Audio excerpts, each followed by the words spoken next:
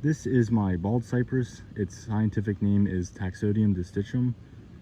And I planted this last fall. It was about the same size it is now. It was slightly smaller, but it was in a pot, and I germinated it in 2018, I believe, if I remember correctly.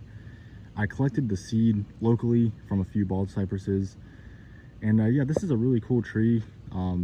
It's native to the southeast and also native to this, I guess, the south central part of the US, and it goes north along the Mississippi into southern Illinois, in southwest Indiana, southeast Missouri, pretty much anywhere that is within the coastal plain. I believe the farthest north natural stand of these is in southern Delaware. These are pretty common in the coastal plain in Virginia, so I don't quite live in the coastal plain. I'm actually in the Piedmont, just by a little bit. The county that I live in is kind of interesting. It's divided. It's 2/3 in the Piedmont, and about 1/3 of it is in the coastal plain towards the east. So these are native to my county. They're just technically not really native to exactly where I'm at, or at least there's not many of them around. I've seen a few around, but it's kind of hard to tell which are planted or which are, you know, just ones that kind of escaped. But when you go east to the coastal plain, they really start popping up. You see them in swamps. They got knees that come up when they're in the water. They're really cool. Lots of wildlife likes them. And yeah, if you're in any place with saturated soils and you want a tree that can grow in that, this is definitely the tree for you. It does get the knees that come up, and those knees can be a little bit annoying sometimes to people. This one's not going to have knees for quite a while just because it's so small. So the reason it's so small after being grown in 2018 is because you can actually keep these as a bonsai. So that's what some people do. They make bonsais out of bald cypress. And basically I had it in a pot for years and years, and that pretty much kept it small. You know, it didn't have much room to grow once it got a few feet tall. They grow slowly when they're in the pot, but I planted it last fall because I wanted it to actually, you know, turn into a tree.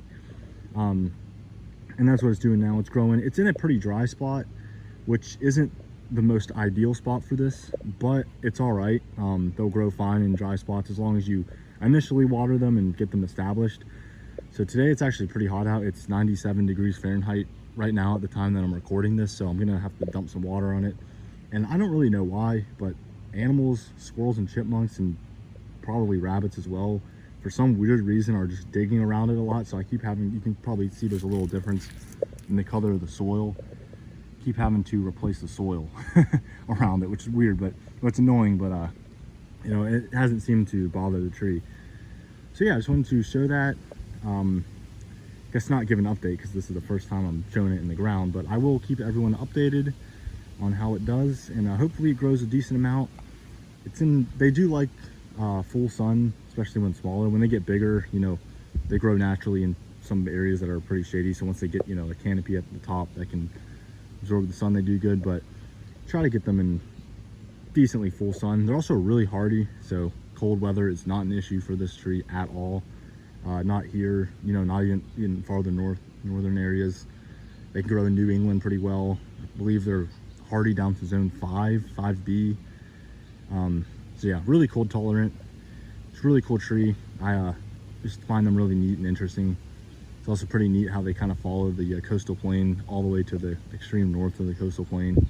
So yeah, very classic southern tree, and thank you for watching. I'll keep everyone updated on how this does here in Central Virginia.